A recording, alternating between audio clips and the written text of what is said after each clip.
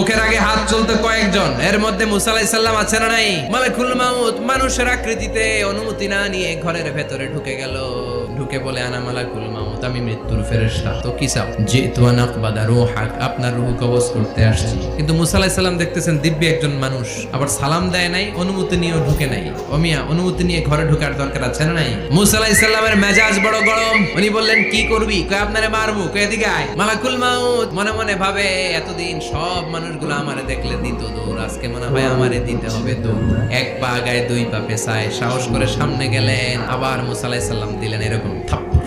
ফাসাক্কাহু ফাফাকু আইনা, বুখারীর বর্ণনা, এক থাপ্পড়ে চোখ নাই, এক দৌড়ে আল্লাহর কাছে। আল্লাহ বললেন, রাখো। এটা মুসা আলাইহিস সালাম, তার মেজাজ বড্ড গরম, আমাকে কথা বলতে হবে। আল্লাহ বললেন, মুসা, বুখারীর বর্ণনা, গরুর পিঠের উপর হাত রেখে দাও। তোমার হাতের নিচে গরুর যত পশম, প্রত্যেক পশমের বিনিময়ে এক এক বছর করে হায়াত বাড়িয়ে দিলাম। মুসা আলাইহিস সালাম অনেক চালাক নবী, উনি বললেন,